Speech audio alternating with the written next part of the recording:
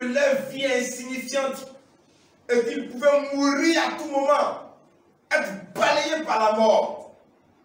Mais ils ont vu la grandeur et la suprématie de notre Dieu. Nous adorons un Dieu grand, un Dieu fort. Nous adorons un Dieu puissant qui a vaincu et qui a dominé sur la mort. Jésus-Christ de Nazareth, que son nom soit glorifié. Amen. Amen. Amen.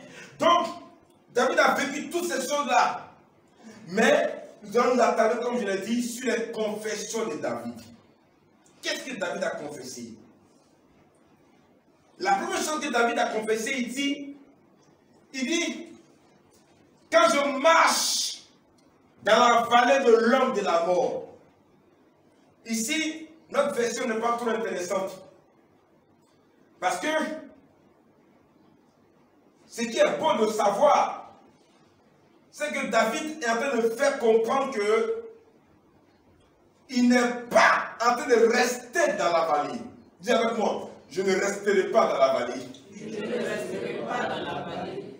Dans d'autres versions d'Abi et autres, il est écrit quand je passe par.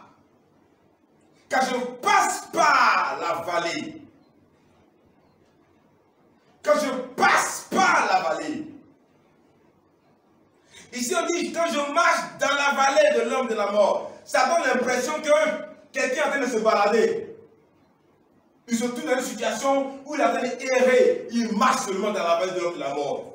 Or, dans d'autres versions, ici dans la version anglaise, il dit que je traverse. Alléluia. Bien aimé. David dit quoi? Je traverse.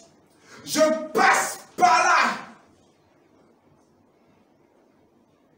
Je ne m'établis pas dans la vallée.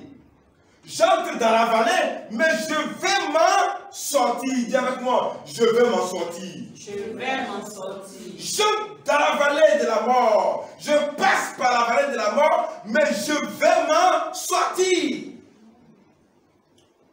Je vais te dire ce matin que tu ne resteras pas dans cette vallée. Amen. Tu n'es pas appelé à t'établir. Ce n'est pas un lieu où tu vas t'établir. Car c'est la vallée de l'ombre de la mort. Tu es appelé à traverser cette vallée-là au nom de Jésus-Christ de Nazareth. Amen. Peu importe toute situation qui peut arriver, peu importe tout événement qui peut arriver, peu importe toute calamité qui peut frapper, sache une chose, que tu as appelé, toi en tant qu'enfant de Dieu, à traverser cette situation. C'est pour ça que ça doit être ta déclaration, ça doit être ta confession. Il faut que tu confesses par la foi